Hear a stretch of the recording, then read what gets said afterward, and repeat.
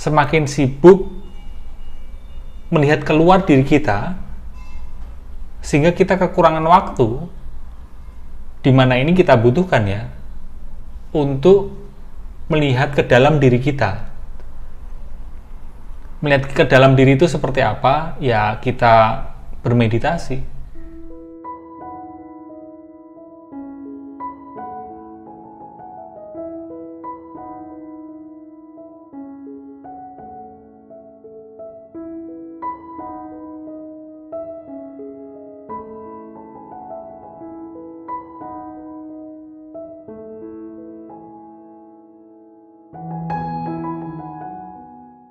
Beberapa hari yang lalu, Instagram, Facebook, WhatsApp down. Dan gara-gara itu, saya jadi tahu di suatu artikel saya baca, ternyata Instagram itu sudah didirikan sejak 11 tahun yang lalu loh. Kamu mainan Instagram juga nggak? Dan biasanya, kalau kamu main ya, biasanya kamu posting apa saja? Instagram dan sosial media tentu saja seperti hal-hal pada umumnya, ada sisi terangnya, ada sisi gelapnya. Ada manfaatnya, tapi juga membawa akibat-akibat yang tidak sehat. Sisi terangnya tentu saja cukup banyak. Beberapa di antaranya, melalui Instagram, kita pun bisa berbagi ilmu ya. Berbagi tulisan seperti saya cukup sering menulis catatan-catatan atau quote, kutipan, dan juga tulisan panjang mengenai kesehatan mental dan emotional healing. Atau kita juga melalui Instagram dan sosial media, kita berbagi foto, entah foto kegiatan di masa sekarang maupun foto kegiatan di masa lalu, sambil bernostalgia ya. Kita juga senang gitu ngelihat foto kegiatan teman, saudara, atau ada teman, saudara sedang merayakan kegembiraannya, mereka berbagi momen-momen kebahagiaannya. Kita juga ikut merasakan kebahagiaan tersebut. Tapi di sisi yang lain, sisi gelapnya, gara-gara melihat momen-momen kebahagiaan orang lain, pernah nggak malahan kamu merasa iri? Melihat prestasi orang lain, melihat kegembiraan orang lain, bukan membuat kita terinspirasi, tapi malah memunculkan rasa iri. Sejumlah penelitian menunjukkan bahwa penggunaan gadget dan platform online, ya semacam sosial media dan Instagram ini, di takaran yang berlebihan ya, ternyata berpengaruh buruk untuk kesehatan mental kita loh. Bahkan, sosial media dan Instagram ini juga membuat kita, misal, oke, kita sudah paham, sudah tahu, sudah merasa bahwa tubuh kita ini nggak sesuai seperti yang kita harapkan. Ya. Dengan melihat foto-foto, dengan melihat apa yang diposting di Instagram dan sosial media, akun teman kita atau saudara kita, itu malah membuat kita membandingkan diri kita dengan mereka, lalu kita semakin merasa lebih buruk lagi gitu. Ini menjadi hal yang perlu kita renungkan, apakah penggunaan sosial media ini sebenarnya membuat kita semakin sibuk melihat orang lain, semakin sibuk melihat keluar diri kita, sehingga kita kekurangan waktu, di mana ini kita butuhkan ya, untuk melihat ke dalam diri kita. Melihat ke dalam diri itu seperti apa? Ya kita bermeditasi. Dan biasanya ketika saya bicara soal meditasi, masih cukup banyak yang bertanya tentang sebenarnya apa sih itu meditasi? Meditasi itu bukanlah melakukan upaya untuk menenangkan diri loh. Nah ini tentu saja mungkin ada orang lain yang berpendapat beda ya dengan saya, dan tidak apa-apa juga, karena meditasi ini layaknya musik, banyak genrenya. Kalau di musik kan ada rock, pop, jazz, dangdut, dan sebagainya. Sedangkan di meditasi juga ada banyak genre. Kalau meditasi di genre yang saya pelajari, meditasi bukanlah melakukan upaya untuk menenangkan diri, Semakin berusaha menenangkan diri, malah semakin tidak tenang. Meditasi juga bukan berarti mengubah pikiran negatif menjadi pikiran positif. Meditasi juga bukan berarti mengubah perasaan sedih menjadi senang, bukan mengubah rasa marah jadi sabar. Jadi meditasi bukanlah persoalan mengubah. Meditasi juga bukan untuk mengubah takut, mengubah kesel, jengkel, mengubah sakit hati, atau mengubah kecewa, mengubah penyesalan, mengubah khawatir, mengubah kesepian, mengubah dendam.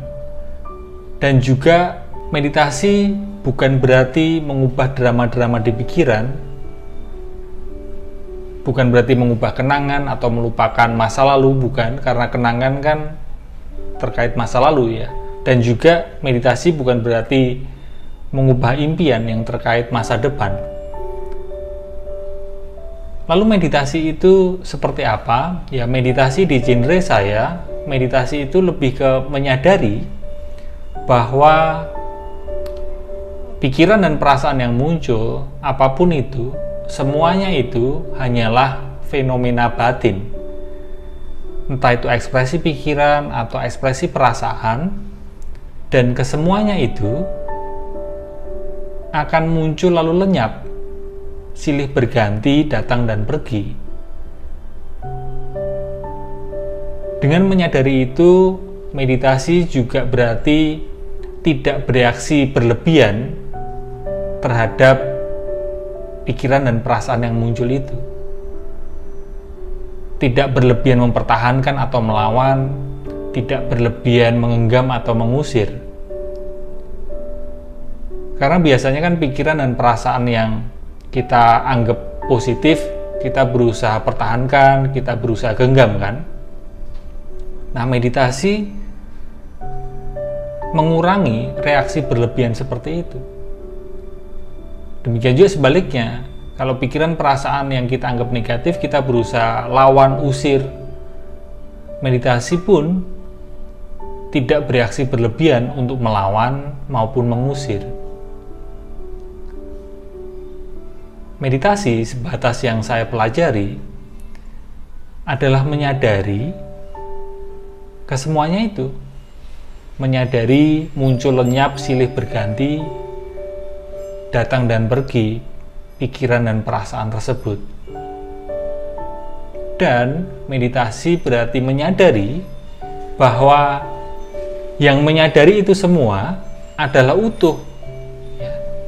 Jadi kan mungkin agar lebih bisa dipahami, ada objek yang kita sadari, yaitu pikiran dan perasaan yang muncul lenyap itu.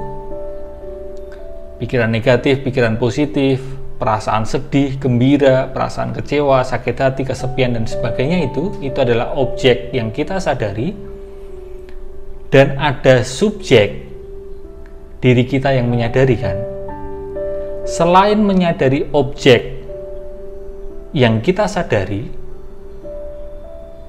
objek-objek berupa pikiran dan perasaan tersebut, berlatih meditasi berarti berlatih menyadari subjek yang menyadari itu semua, yang menyadari pikiran dan perasaan yang muncul lalu lenyap itu, di mana subjek yang menyadari itu semua adalah utuh dan tidak terpengaruh begitu saja terhadap pikiran dan perasaan yang muncul lalu lenyap itu kan.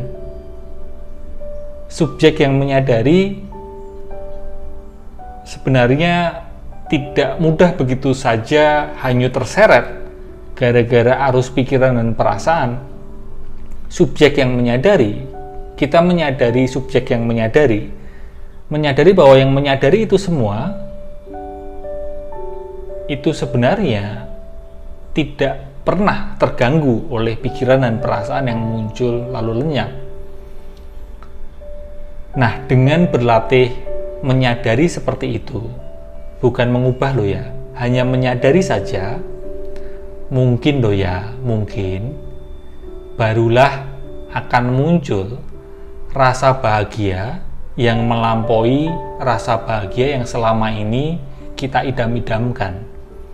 Karena bisa jadi rasa bahagia yang selama ini kita idam-idamkan hanya sebatas kegembiraan, bukan bahagia. Dengan menyadari seperti itu, juga barangkali kita akan muncul di dalam diri kita keheningan yang tidak memusuhi kebisingan, dan disitulah saya rasa letaknya pemulihan yang sebenarnya. Sekian video kali ini. Itu tadi kita belajar bersama memahami meditasi itu sebenarnya apa. Terima kasih kamu udah nonton sampai akhir video ini. Semoga bermanfaat, semoga selaras, dan semoga kita semua bisa menerima kenyataan seapa adanya ya.